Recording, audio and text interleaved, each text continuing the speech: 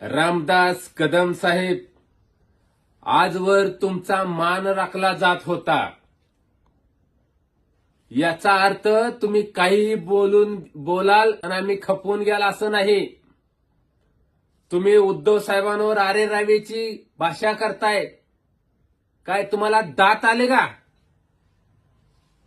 अहो, तुम्ही ज्या महापालिकेवरती बोललात, रामदास कदम, अहो महापालिकेचं तुम्ही वाटूळ केलंय 2-2.5 वर्षामध्ये. ज्यावेळेस शिवसेना उद्धव बाळासाहेब ठाकरे साहेबांची महापालिकेत मुंबईला सत्ता होती, त्यावेळेस 91,000 करोड रुपये महापालिकेचं शिल्लक होतं. पण तुम्ही गद्दारी केली.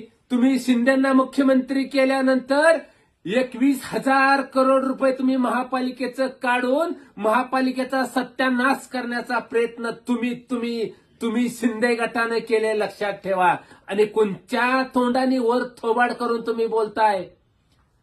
रामदासजी कदम, तुमच्या डोक्यात काय भुसा गेलाय का? अक्कल तुमची घाण टाकली का? अहो, ज्या बाळासाहेबांच्या आशीर्वादानं, ज्या उद्धव साहेबांच्या मातोश्रीत तुकडं खाऊन तुम्ही मोठे झालात, विसरलात का तुम्ही? अहो, तुम्हाला शिंदेनी बरोबर वळकून तुम्हाला तुमच्या अवकातीत ठेवलंय आणि तुमचा आता सगळा बाजार उठलाय. तुम्हाला भुकल्याशिवाय काम नाही. तुमची ओळख महाराष्ट्रातून पुसली गेलेली आहे. तुम्ही ज्या दिवशी गद्दारी केली त्या दिवशी महाराष्ट्रानं तुमच्यावरती आळं मारलेलं आहे. अहो, तुम्हाला काम काय दिलं ही माहितीये का? पहिलं तुमच्या मनाला विचारा. अहो, तुमच्यासारखा पळपुटा माणूस नाही. अहो, तुम्ही चक्क एखाद्या तमाशातला, एखादा नाटकातला जसा एखादा कलाकार असतो का, पुळचाच काम तुम्हाला दिलेलं आहे. रडायचं काम तुम्हाला दिलेलं आहे.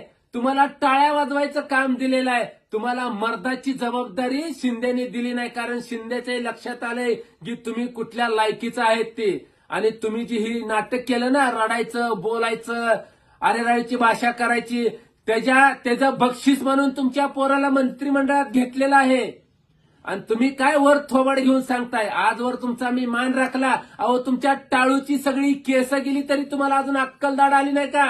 आणि तुम्ही यापुढे उद्धव साहेबांवर जर अशा पद्धतीनं बोलाल तर तुमचा हिशोब आरेरावीच्या भाषेत घेतला जाईल. लक्षात ठेवा, कारण तुमची अवकात काय आहे ना, सगळ्या महाराष्ट्राला माहिती आहे.